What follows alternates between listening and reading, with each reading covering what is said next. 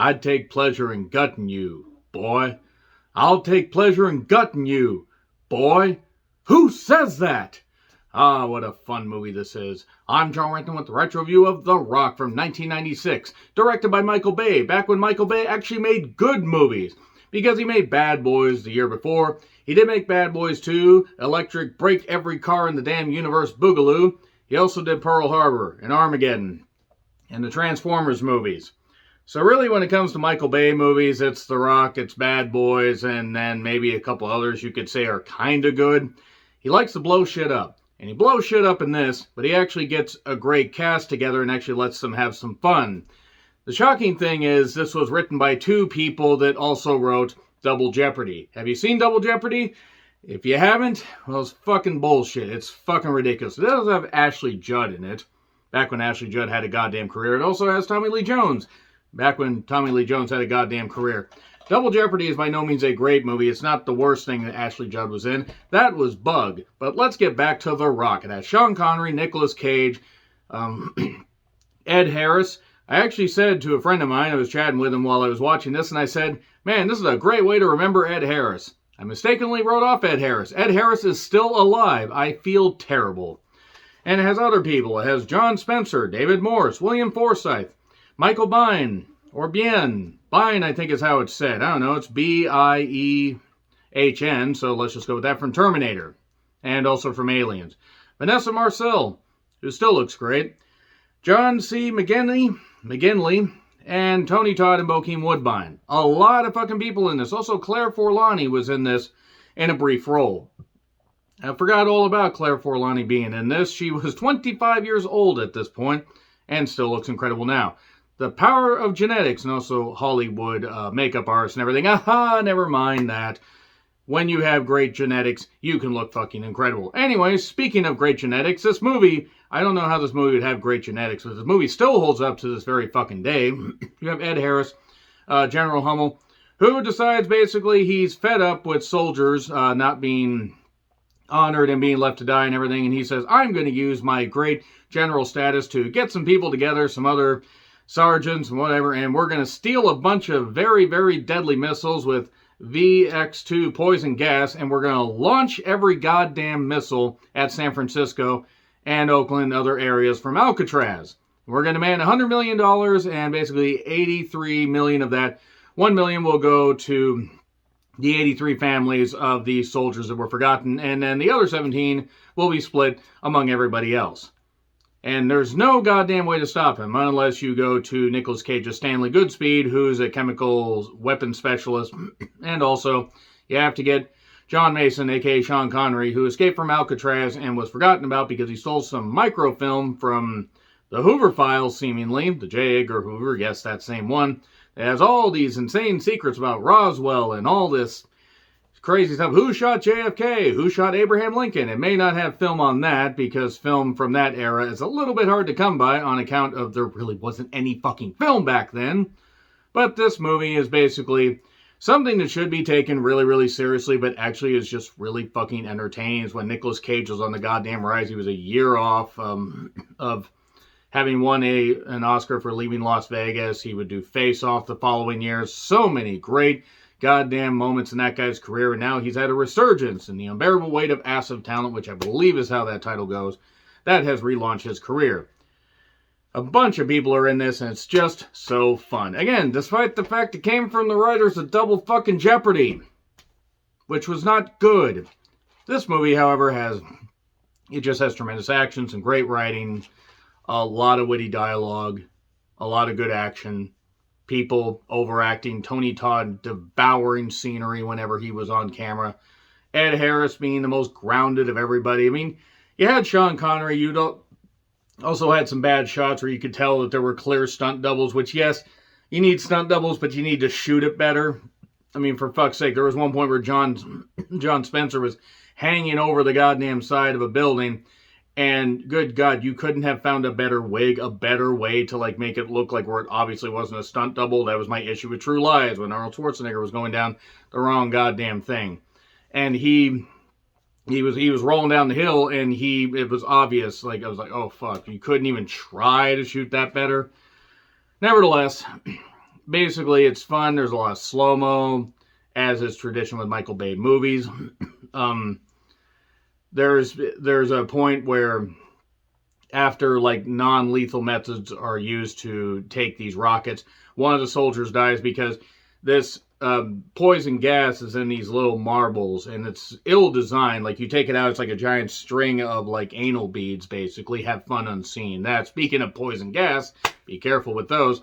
And one breaks, and you are exposed within seconds, and you die. And this one guy gets stuff all over him. It's like he's turning into Frankenstein's aborted baby, and he dies. Then they get to Alcatraz during a tour. Ed Harris even says, "Hey kids, but get back on the boat with your teacher and go." He wants to endanger tourists, but not kids. And then also it becomes very, very obvious that while he has noble intentions, he has no intentions of killing anybody. By the way, sorry if I'm spoiling any of this. It's been out for 26 fucking years. So, we get Nicolas Cage's character and Stan Goodspeed. We just get him and a guy trying to figure out this crate, and where's this gas? Where's this like nerve agent that's in there? And this one guy stupidly plays with a doll, ignoring the fact that you could put a bomb in a doll. It's difficult to do, but trust me, except I can't answer any more questions until the cases are settled. But nevertheless, there's this poison gas that's eating through their suits and everything. There's this atropine that you use that you have to inject. It's like this giant horse-sized needle. So it's almost big enough for Hulk Hogan at this point. And inject it into your goddamn heart within 20 seconds or you die. And this one guy actually had a funny line. "Look at how big this is. You want me to stick this in my fucking heart? Are you fucking nuts?" Again, really breezy, right? This movie is 2 hours and 16 minutes, and it flies by. Coincidentally, Ambulance is about this long, if not a couple minutes shorter, and drags for fucking ever. So, week after the bomb gets defused, we see Goodspeed talking to Carla, his girlfriend, played by Vanessa Marcel. My fucking goodness, she looked great. And, he's talking about all the world is being FedExed to hell in a handbasket, and oh my god, it's just insane. I never thought, that it would actually be insane for us to want to have a kid in this crazy world. And it turns out she's pregnant. So now they got to have the kid because she's Catholic, and you can't do that shit when you're Catholic. And also, he wants to have a kid. But then he gets summoned to basically take care of, Hummel and the fact that he's going to launch these missiles. He's got 16 of them. A lot. Quite a few of them. You probably could have gotten more. And maybe this movie wouldn't have had one leap in logic where you wonder how the fuck that happened. Hummel compares the actions that they're going to take similar to Jefferson and Washington. They're labeled patriots and they're labeled that and everything. And I didn't know they were going with the whole thing that maybe he was having a little bit of dementia and this is why he did this. That would have actually made a little bit more sense in all honesty. But, well, here and now the lies stop. These soldiers will not be forgotten and everything. Okay, guys, man your garrisons. We're going to get this. Don't man Mr. Garrison. He will be very uncomfortable. And, there's a director Womack, rather, and that's John Spencer. He's talking to him, tells him his demands, the money, all that, everything. We got all these missiles aimed, and we will fire them. And everybody's gathered around this, round table and everything, having this discussion.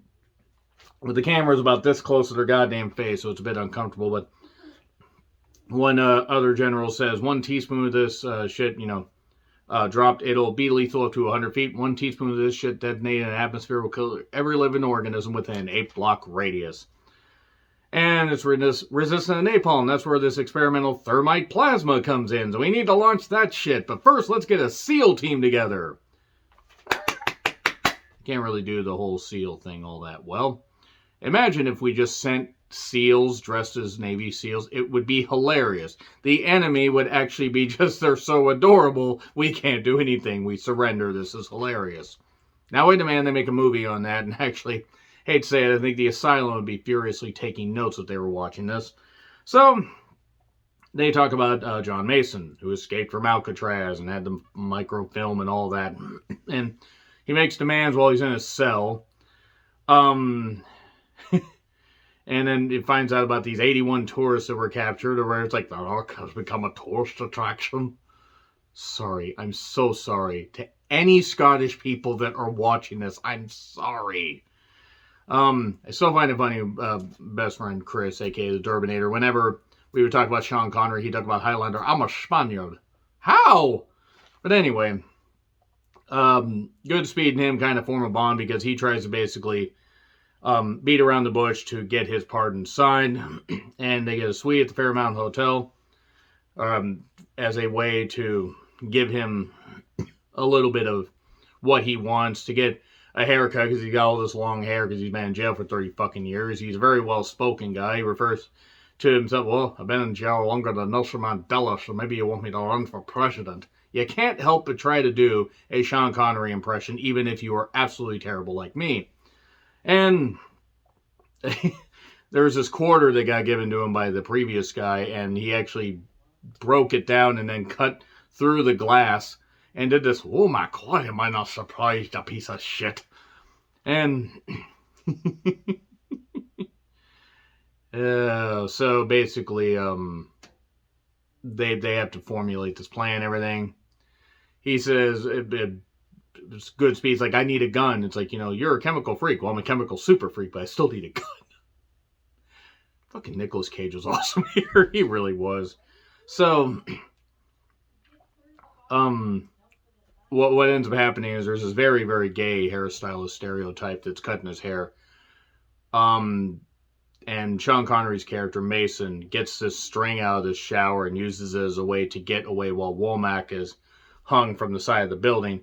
And I do vividly remember watching this on ABC. I mean, I saw it before, so I'd seen the unedited version, but ABC is pretty good since it's over-the-air television. And this was a number of years ago. They edited the swearing well, except for this part, where Womack's being pulled up and he says, watch it, you fuckhead, you're going to pull my arm out. They left that in, and I guarantee you, whoever the censor person was fired. I don't know if Disney had ABC at that time, whether they did or not. Whew. But that's a fun little obscure memory about TV.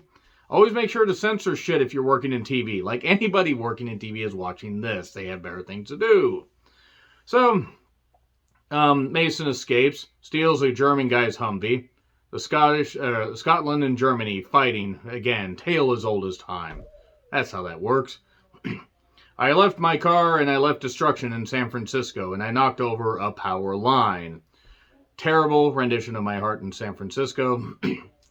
And these cars all flip over. I hope you're insured. At this point, they were insured and Connery was insured. So moving on from that. Goodspeed somehow keeps up with him in a Ferrari. He's a chemical engineer. He doesn't know how to use a gun, but he knows how to be Speed Racer, go Speed Racer, go Speed Racer, go Speed Racer, go. There's a retro review to do at some point. With the Wachowski siblings directing that. So there's one after this trolley gets destroyed and runs into the Ferrari. This guy says, you just fucked up your Ferrari. Cage is like, it's not mine. He steals a guy's bike and he calls up about Mason. Mason had made a call on this car phone that he somehow knew to use, despite the fact he hadn't been out in 30 years, but whatever. He hadn't been out of jail in 30 years. Makes contact with his daughter. She talks to him. Fucking hell, Claire Forlani is hot, is what I point out. I remember I was 15. I was just like, fuck, hi. Anyway, so basically what ends up happening is Goodspeed kind of plays it off like he's helping us. And then it says, what'd you say? We got to chit-chat? A-hole. You almost got us killed twice. My jaw hurts like hell. Good. So they get together. They get together and make this plan and everything. And it was at this time I noted, wasn't there like a rogue military group on Alcatraz with 81 tourists, and now they just suddenly forgot about that for a while? They set up the team, and Mason has to go because he remembered how to escape Alcatraz. It's like, show us on the blueprints. I can't. My blueprint is in my head. I waited 3 days in the dark just waiting for the tides to be light. I'm sorry to every Scottish person watching this. And then Goodspeed wants to, or is going to go, doesn't want to go. But, well, earlier you wanted a gun. Now you're getting a gun and a wetsuit. The dialogue in this shouldn't have fucking worked, but the delivery was just great. Michael O'Brien gives a rah-rah speech. We're 17 hours, by the way, until all the rockets are going to be detonated. And somehow those 17 hours take a while. They managed to accomplish a lot of shit in 17 hours. Hey, get the atropine and inject it into your heart immediately, if not sooner. In fact, inject it before. Okay, so just inject it if I have a cold? Yes, do that. So, they managed to get into the rock. And Sean Connery's stunt double rolls through all these flames and everything. This flame tunnel area, and gets there. Welcome to the rock. And, well, they kind of get fucked by this trigger mechanism. And then it's like, I've got the higher ground. But they don't have lightsabers, they have guns. A lot more deadly, a lot more realistic. And then we get Michael Biehn and Ed Harris shouting exposition and ethics and everything, and loud noises, and gunfire, and louder noises, and everybody dies. All's left is Mason and Goodspeed. And they basically end up having to take everybody down. Naturally, a man that's almost 70 and a crazy Nicolas Cage are able to take all of them down.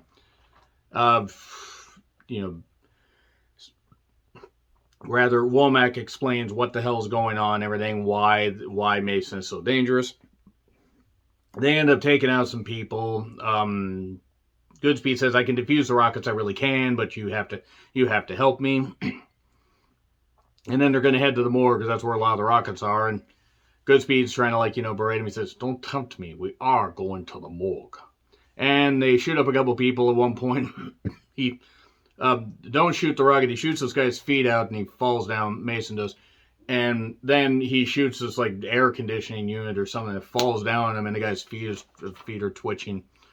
And Nicolas Cage is trying to defuse this. He's trying to take... It's ill-designed because there's a chip in them, but you have to get this giant thing out. This giant thing of these, nerve gas anal beads, and you have to get the chip out. And he manages somehow... They store 13 rockets there and then 3 others elsewhere. And I don't quite... Maybe, was it 15 or 16, right? There was a lot of rockets, but he manages to defuse about 70% of them or 80% of them. And he did say at one point, is that normal? The feet thing? Yeah, the feet thing. Yeah, that's normal. Well, I'm having a hard time concentrating. Can you do something about it? Like what? Kill him again? Again. Such good dialogue. And defuses almost all the rockets somehow. During the cutaway, anything's possible. They're getting attacked by a bunch of people. Get your kicks on Alcatraz 66 as we get a weird minecart deal. They're going down this mine shaft area that just happens to be below Alcatraz. A leftover Indiana Jones set, I assume. Maybe there was going to be Indiana Jones 5 Escape from Alcatraz, but that wouldn't have made any sense since Alcatraz has been shut down for a number of years. And, I think it was John C. McGinley's character that got his feet set on fire. That was kind of hilarious. At least it's hilarious to me. There's a hostage taken. Mason uses himself as a decoy. Goodspeed tries to defuse one of the other rockets. He manages to defuse one more, but there's 2 left.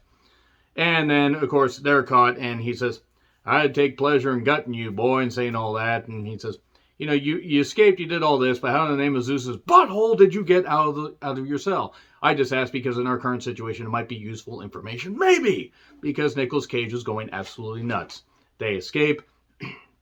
The thermite plasma strike is set. And by the way, they need to use green flares to indicate, if all the rockets are done, we need to do this. Hold the green flares out. Woo! And do that. And then what ends up happening is Goodspeed basically is on his own because he thinks Mason is leaving. Mason ends up snapping a guy's neck and says, when I swam this channel, I was your age, so I'm fucked either way. Again, I'm sorry to everybody in Scotland for watching this. And one rocket was launched, but then Ed Harris changes the coordinates. So now it turns out that everybody realizes they've been had. There's a shootout. Ed Harris realizes, well, fuck, I shouldn't have done this. And then there's one deal left. One rocket left. And Tony Todd basically is talking to him and says, Not going to hurt you. And then he says, have you heard, let's talk music. Have you heard Elton John's Rocket Man? I don't like soft-ass shit. Well, I'm just asking because it's you. You're the Rocket Man. And fires it because Tony Todd said, how do you like how that shit works? How do you like how that shit works? Great dialogue. And then there's a launch happening. This one guy, the jets are on their way. This one guy gets one of the marbles stuffed in his mouth and gets punched out. So he's dying. Nicolas Cage injects himself with a giant horse needle that was literally like 2 football fields long. It was fucking incredible. How'd he hide that in his pocket? And he's just getting back. He's getting the green flares out, and people are spotting, and they realize the jets are there. And it's like, green smoke, I got green smoke. One missile gets launched. Oh, no, everybody dies. No, not everybody dies. Goodspeed gets rescued by Mason. And he's on the phone and basically says, everybody, or on the comms, every hostage is alive. Mason is dead. Mason escapes. And he tells Mason just before he goes, go to my hotel. There's clothes and $200 in the Bible. Been a long time since I said thank you to anyone, so thank you. And by the way, if you ever want to go somewhere, go to Fort Walton, Kansas. Why? Because that's where the microfilm's hidden. Because nobody would think of going to Kansas. Nobody likes Kansas. Kansas doesn't even like Kansas. If you're from Kansas, I've never been there. Is there anything good about Kansas besides nothing? Genuine question. So anyway, Womack is wanting to see Mason's body, but it was vaporized. And the other guy, I think it was William Ford, he knows it was fucking bullshit. But he's like, oh, that poor bastard. He knew. And Mason escapes somewhere, seemingly. And then Carla and Goodspeed, they're there. They managed to get the microfilm out of the church as the guy's yelling, vandals, vandals. And then he says, hey, honey, you really want to know who shot JFK? And there you go. That's the end. And it was dedicated to the memory of Don Simpson. Don Simpson and Jerry Bruckheimer produced films, I believe, so that actually makes a lot of sense. There you go. Okay, that was The Rock, which is a lot of fun. Anyway, let me know your thoughts in the comments. Like, share, subscribe, Twitter handle in the description. I'm John Ritlin. I'll see you soon.